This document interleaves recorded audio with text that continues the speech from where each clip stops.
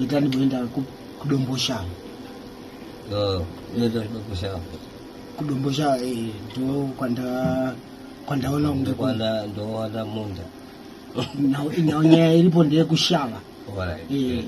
Saka ndagara ndirimera shava saka kudomboshava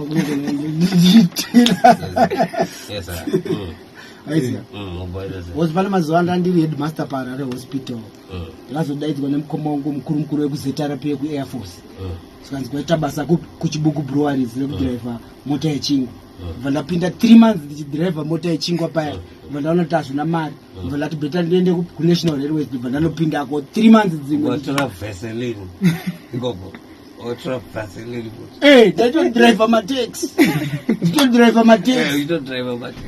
Vala driver mataxi ndiri National Railways vanaona kuti hazvina mari beta ndite zvemarket gardening.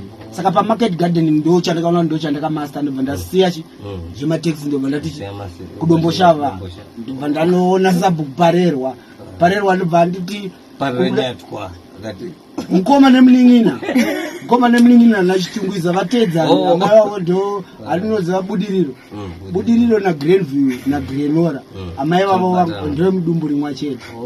Saka ndakabva ndatireka nditichi padomboshava ndobva ndanosvikoona sabhuku parerwa ndobva ndipa position yekurima garden ndobva ndaisa pagarden rei ndobva ndaleya muhomba yangu 18 muhomba 18 ndobva ndaleya mapotatoes 2 weeks time hadzina kutanga kutsemura mambairi akapopa makabeji zvokuti ndakaita mari neviscos pambara apa unoisa aisvika achibata makabeji oyaitaura kuti bhinzi dzakasvika dzibati yanga dzingori dzadziri dzimbe dzakaenda kudai so chimabve muguru kudai akazviramba ndikati anada beta ndidzokere kunoruwa ndo yanga achitaura kuti unongopedzisira wakuita kunge munhu neada kuhwanda.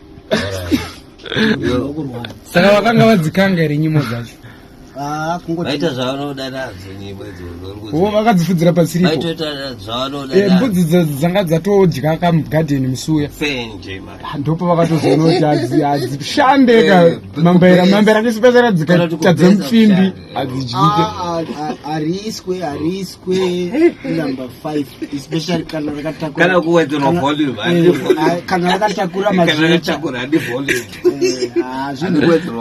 guys ndauze makamera yangu makunyanya kunyeka tambo yenyu yarebira zvinhu zvisirira. Don't forget to subscribe our YouTube channel, share my links guys. Thank you for your support.